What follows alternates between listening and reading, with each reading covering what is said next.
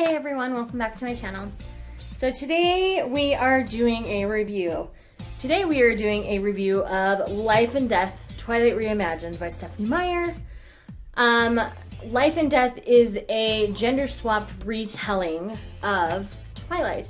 It is on the back of the 10th anniversary edition of Twilight, which this just came out recently. Stephenie Meyer didn't tell anybody she was doing this. I guess from what it sounds like in the introduction, the publishers asked her to do something special for the readers, and she didn't have time to go back to Midnight Sun and finish it and stuff by the time they were asking. And I guess she's been asked over the years how Twilight would have turned out had Bella been a boy. And so that's what this retelling is. The story follows Bo and Edith. Almost word for word, it's Twilight in a lot of ways. She admits that, she basically swapped some things out. Bo's attitude I enjoyed much better than Bella's. I'll be honest about that. Bella was always whiny and kind of obnoxious to me. Bo, you can actually believe that he was questioning himself, where with Bella, I never really felt that. He always seemed a little bit confused and a little bit aloof, which, I guess is more believable from a male character than a female character. I will warn you, the ending is different from Twilight. That is a bit spoilery, but the ending is different. I think the ending is suiting.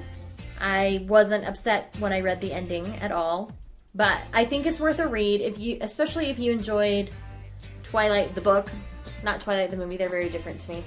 Twilight the book was well written. I feel like Life and Death is the same style of writing because it's basically almost word for word the exact same.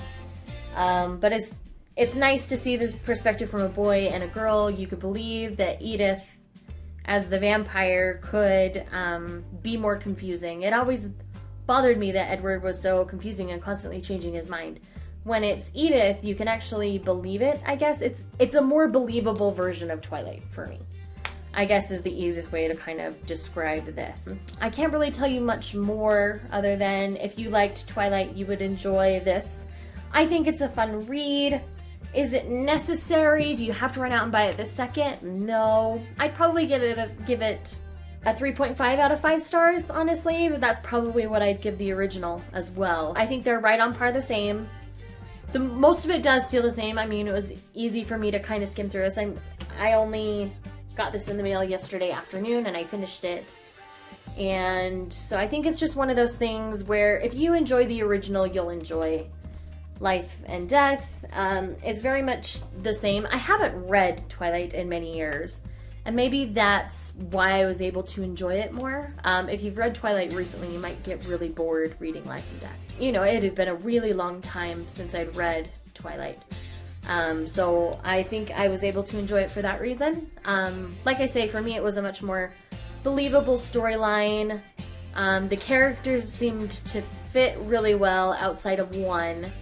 The only character that still didn't quite fit for me... Oh, they didn't reverse Charlie and Esme either. They stayed the same, but that makes sense.